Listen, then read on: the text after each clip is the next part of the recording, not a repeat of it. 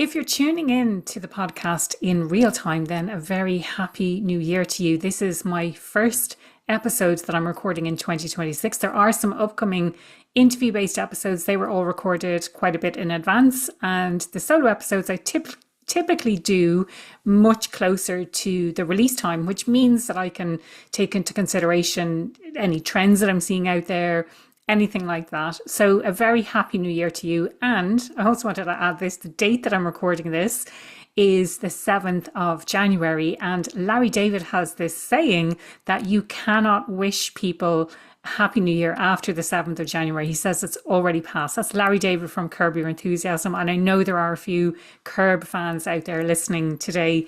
So I wanted to share that as well. Do you think it's too late to wish people a Happy New Year after the 7th of January? I certainly don't. I will continue to wish people Happy New Year probably well into January, especially if I haven't seen them. If you are a leader who talks an awful lot about positive workplace culture, but you're still seeing people hesitate, you're still seeing a sense of disengagement and people not really stepping up and taking full ownership for what it is that they are responsible for, then today's episode will really resonate with you. It is written with you in mind. So bear that in mind as we go through today's episode. When I am working with leaders in global organizations, one of the things that I see a lot, one of the biggest mistakes I see is defining culture as something that employees experience, as if leaders don't have any role to play in how that culture is experienced. So I suppose one of the shifts that I think we need to make collectively is thinking about the role that leaders play in shaping the culture as people experience it. So rather than thinking of culture as something that's quite separate or something that people just experience, it's thinking about what active role can I play as a leader in designing the culture that I would like to be part of. I'm not going to go wild into definitions of what culture is and what culture is not, but think about what culture actually means to you and what it doesn't mean and maybe how it's being perceived. So for me, culture is not your value slide that you present when someone joins the organization or when you have a team meeting or when you're presenting externally or when you have clients. That is not what culture is about. Culture is not about the results from your engagement survey. It might give you some clues into how the culture is perceived, but that is not what your culture is either. Your culture also is not about the energy in the room on a good day. At its very basic, your culture is what gets rewarded, what gets tolerated at work, and the kinds of things that get repeated, especially when the pressure is on. And I know there's a lot of pressure, there's a lot of changes, there's a lot of talk of AI. All of these things happen, but your culture still exists, and your culture exists when the pressure is on as well. And especially when the pressure is on is when culture becomes even more important. I say all of this not to lay blame for anyone. It's not actually your fault. Oftentimes, and I talk about this in my upcoming book, Thriving Talent, oftentimes it's a result of us being unintentional as leaders and the kind of culture that we would like to create.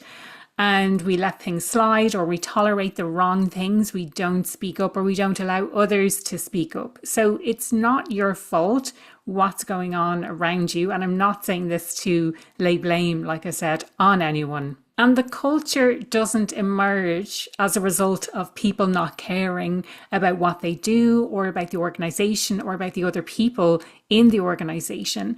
The thing I hear most when people leave an organization, and this has been my own experience, and I know a lot of other people have had this experience, the thing that people miss most is the people. So they care about the other people, but oftentimes our culture unintentionally slides into this kind of toxic negative territory.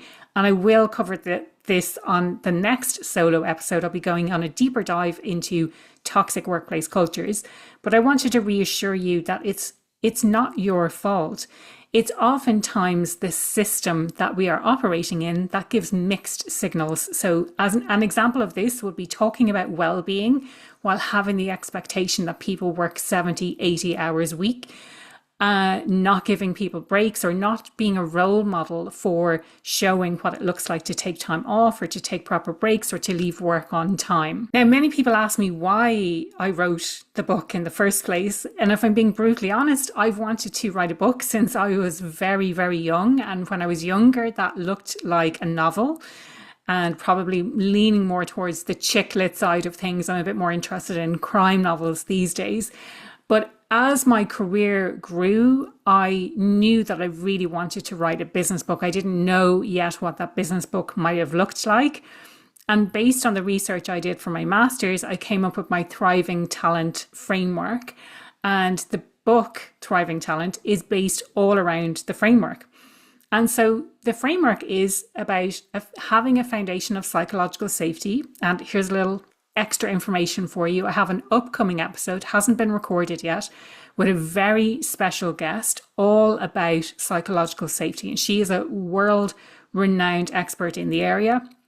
And so I'm not going to talk about psychological safety today, but I am going to have a deep dive with her on the podcast in the next few weeks. And I'll be sharing that whenever it comes out. So foundation of psychological safety, then we have 3 pillars. The first pillar is workplace culture, which is what I'm talking about today and in the next solo episode. So today is all about positive workplace culture. The next one is all about toxic workplace culture and how we unintentionally create that toxic workplace culture. Then the second pillar is all about our drivers or our motivators at work. What are the things that really motivate us, and how can we as leaders understand what those drivers are and create the conditions for people to really do their best work. The third pillar is capabilities. So that's understanding what people's unique capabilities are, what their strengths are, but also bringing that to a team level. So how does the team interact, and also at an organizational level? How do we use AI? How do we bring people together who have complementary strengths? How do we remove some of the obstacles that are getting in the way of people doing their best work? The framework has a capstone of leadership. So that's all about leaders' behaviours, and especially when it comes to leading ourselves. So as a leader, how do I lead myself first? And then once I can lead myself, how can I expand that to be able to lead other people? So just a quick recap. We've got a foundation of psychological safety. We've got 3 pillars: culture, drivers, and capabilities, and then a capstone of leadership. And that's exactly how the book is laid out. As I mentioned, I have an upcoming episode that does a deeper dive into toxic workplace cultures. But I think it's worth mentioning here that there is, what actually happens. So leaders can have a tendency to overfunction. So they are taking up responsibility, they're covering up for other people's mistakes.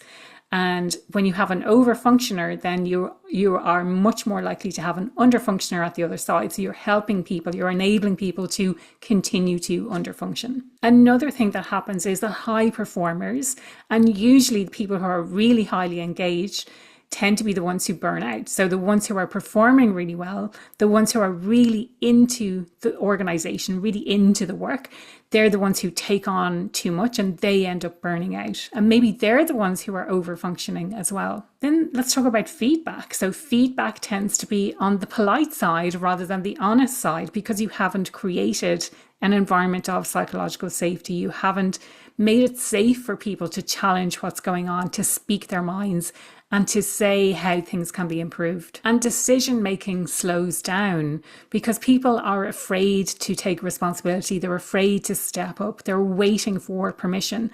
And I did a special episode about this before Christmas, all about me as an individual, but also others who have related to this episode.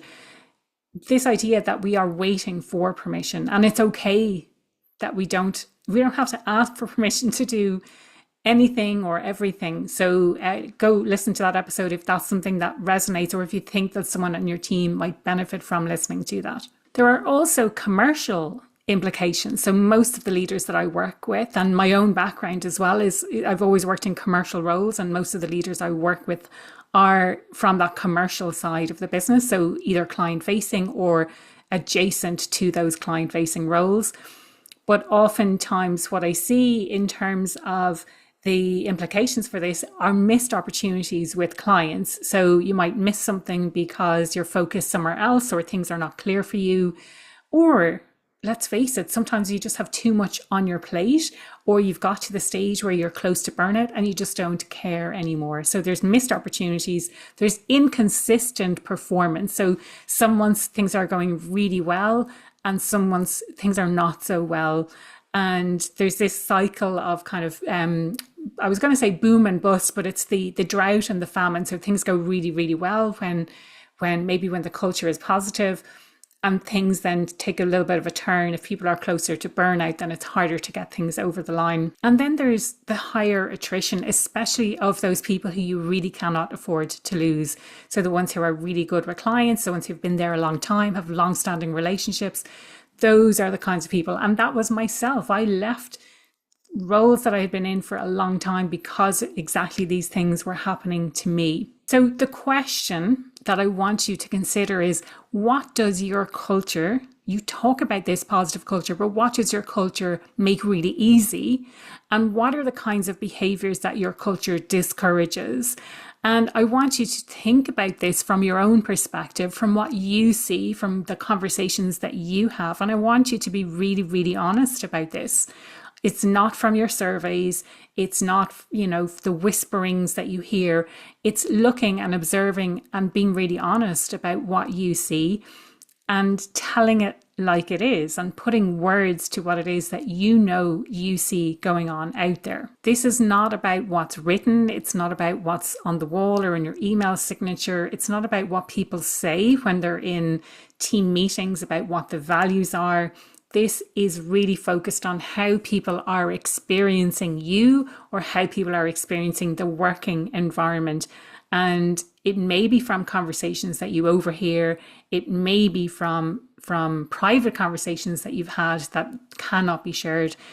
But you know yourself what those conversations are. And from that position, that's where you can start to take a really good, honest look at what is going on with the culture and how to elevate the culture and how to create a more positive culture. This kind of honesty will lead to much more insightful discussions than any sort of survey that you're going to do. So if you're able to create that kind of honesty, if you're able to be honest with yourself, it will create those kinds of insights that you won't get anywhere else. This kind of thinking, so thinking about our workplace culture from a positive perspective and the steps that are needed in order to create that positive workplace culture, as well as looking at that toxic culture and how we unintentionally slide into that toxic culture, and creating the conditions where people can do their very, very best work,